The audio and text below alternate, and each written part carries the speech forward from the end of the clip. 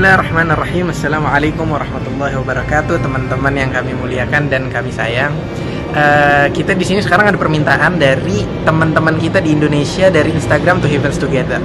Itu mereka meminta kami untuk membuat sebuah video tentang keutamaan kota Mekah dan kota Madinah. Jadi sebenarnya kota Mekah dan kota Madinah itu tanpa kita ingkari banyak kemuliaan di dalam kota-kota tersebut. Karena salah satunya nih yang perlu kita sebutkan, yang pasti dua hal yang nggak boleh kita lewatkan adalah, jadi sebenarnya Nabi Muhammad SAW itu lahir di kota Mekah dan wafat di kota Madinah. Lahirnya Nabi besar Muhammad SAW itu merupakan adalah lahirnya sebuah agama atau lahirnya sebuah peradaban Islam. Jadi mulainya peradaban Islam itu dari kota Mekah, itu poin pertama. Dan poin kedua adalah tempat meninggalnya Nabi besar Muhammad SAW. Jadi Nabi besar Muhammad SAW itu meninggal di kota Madinah. Dan kota Madinah menjadi kota yang merupakan kota yang terbaik. Karena apa? Karena di dalam situ ada jasad Nabi besar Muhammad SAW.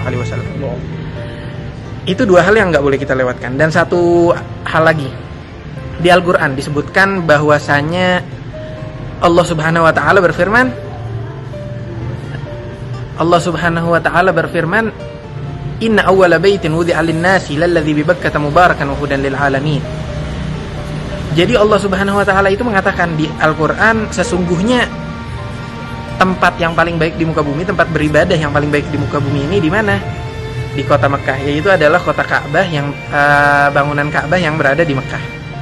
Dikarenakan Ka'bah ini dibangunnya kapan? Dibangunnya itu sekitar 2000 tahun sebelum diciptakan Nabi Adam.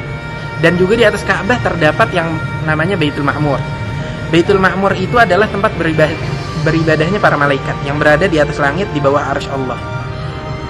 Dan juga di saat Sayyid Muhammad Amin Qutbi juga pernah berkata, dia menyebutkan di syair beliau adalah hadhil ka'batu fi asrariha tasbuhul anfusu fi anwariha hattatil auzaru an zuwariha inda rukniha wa indal istilam. Jadi beliau mengatakan, ini kita saat melihat Ka'bah, di saat kita melihat bangunan Ka'bah, itu semua beban-beban hidup kita seperti hilang begitu saja.